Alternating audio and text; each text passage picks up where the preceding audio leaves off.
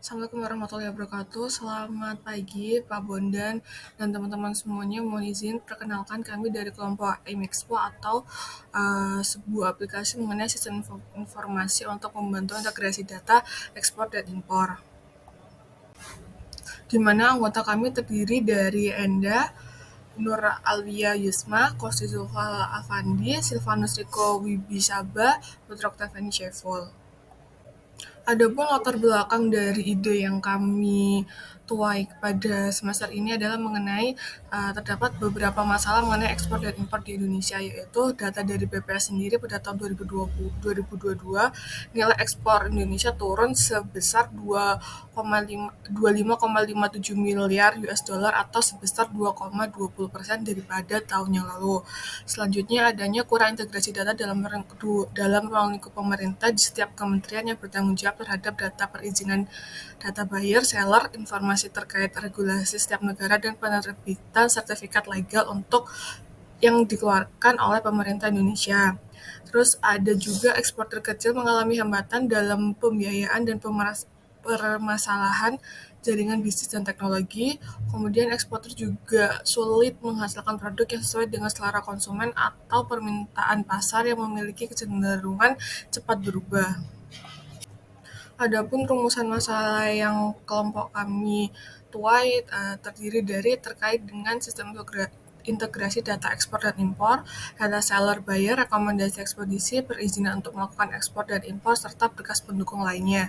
Kedua, terkait dengan perizinan yang mudah untuk diakses eksportir atau INSW.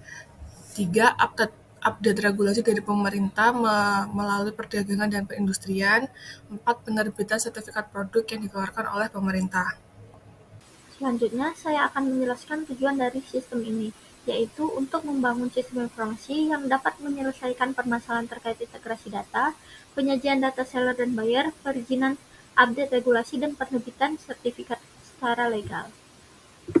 Lalu, batasan masalahnya itu terdapat 4, yaitu yang pertama, terkait dengan sistem integrasi data ekspor dan impor, data seller buyer, rekomendasi ekspedisi, perizinan untuk melakukan ekspor dan impor, dan berkas pendukung lainnya.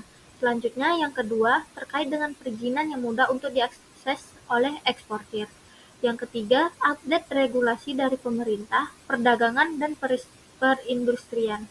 Yang terakhir, penerbitan sertifikat setiap produk yang dikeluarkan oleh pemerintah. Selanjutnya, ada deskripsi produk, integrasi data ekspor dan impor. Kegiatan ekspor dan impor adalah salah satu kegiatan untuk meningkatkan pertumbuhan ekonomi pada suatu negara. Proses menjual produk ke luar negeri dan membeli produk dari luar negeri ini menjadi hal yang sangat diperhitungkan dalam setiap negara.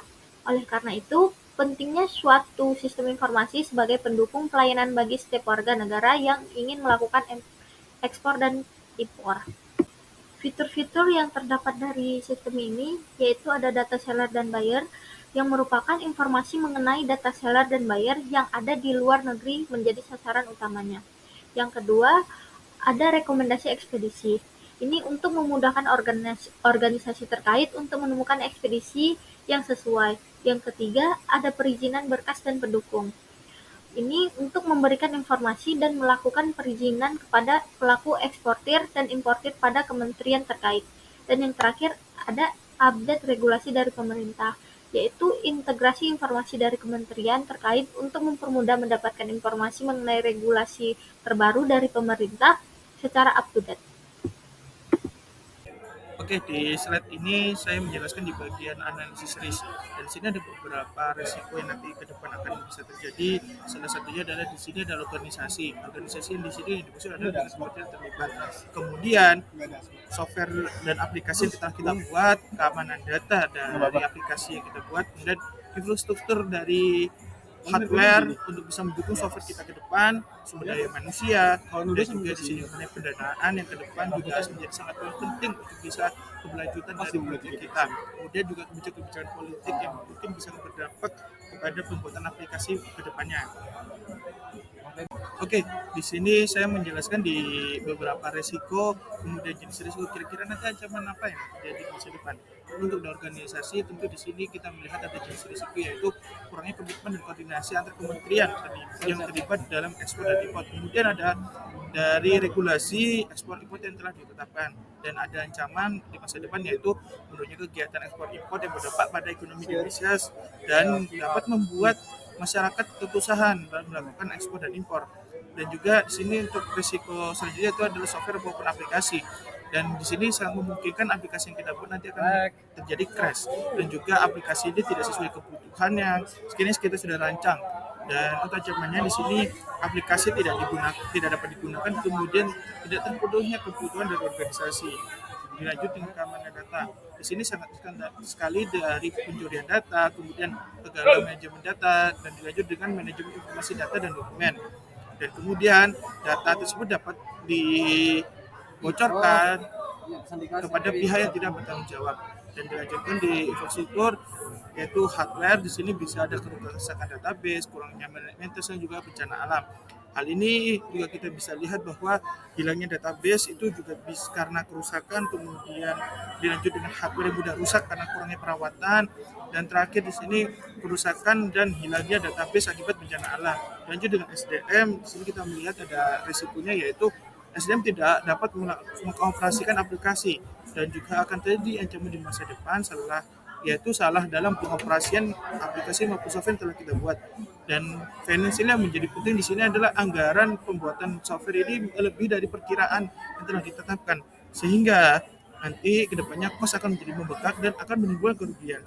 Dan yang terakhir di sini adalah politik. Tentu masalah politik global seperti perang dan juga kebijakan-kebijakan politik itu juga akan mempengaruhi kegiatan ekspor impor ke depan, sehingga ke depan itu tidak dapat melakukan kegiatan ekspor maupun impor. Setelah ada ancaman-ancaman risiko yang telah dijelaskan, tentu harus ada solusi yang bisa kita lakukan. Untuk solusi di organisasi, kita bisa memastikan bagaimana semua kementerian ini bisa terlibat dan berkomitmen dalam kelancaran aplikasi ekspor impor, dan juga bisa memangkas birokrasi agar mempermudah masyarakat atau perusahaan dalam melakukan ekspor impor. Kemudian dilanjutkan dengan software aplikasi. Dan di sini kita memiliki solusi yaitu melakukan update situs secara berkala dengan menyesuaikan kebutuhan yang dibutuhkan oleh pengguna dan organisasi. Untuk keamanan data di sini kita diperlukan bisa adanya departemen cyber security sendiri untuk bisa mengamankan aplikasi agar data tersebut bisa lebih aman. Dan di sini untuk infrastruktur atau hardware, tentu kita harus melakukan backup database agar data-data tersebut tidak hilang karena kerusakan bencana alam. Di sini juga kita harus melakukan perawatan secara berkala agar hardware tersebut tidak mudah rusak ke depannya. Dan di sini untuk yang SDM, kita akan melakukan pelatihan kepada pegawai yang akan mengoperasikan aplikasi ini, dan dilanjut dengan finansial. Tentu ini harus menyusun rencana anggaran yang tepat dan juga efektif dalam pembuatan aplikasi agar sesuai dengan anggaran yang telah ditetapkan. Di sini saya akan menjelaskan tentang proyeksi keuangan dari aplikasi kami.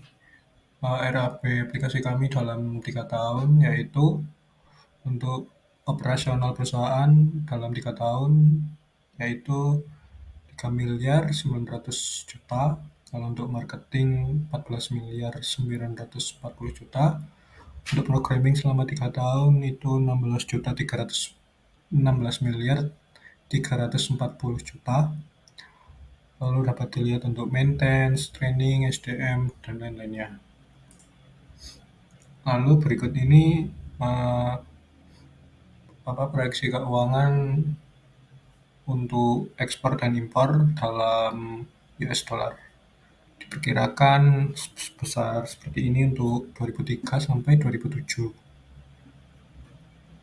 Lalu proyeksi kerjasama antar lembaga terkait yaitu ada 3, 8, 12, 15, dan 18. Lalu selanjutnya yaitu biaya total yang digunakan untuk tahun pertama yaitu sebesar 11.569.000.000. Lalu untuk laba ruginya yaitu sekian, seperti itu. Lalu selanjutnya yaitu analisis payback period itu sekian. Lalu ada benefit cost-nya yaitu benefitnya sebesar sekian. Lalu break even point. Lalu selanjutnya yaitu prototype dan mockup. Nah, berikut ini tampilan aplikasi kami jika ditampilkan pada handphone. Sekian. presentasi dari kelompok kami. Jika ada salah kata, kami mohon maaf.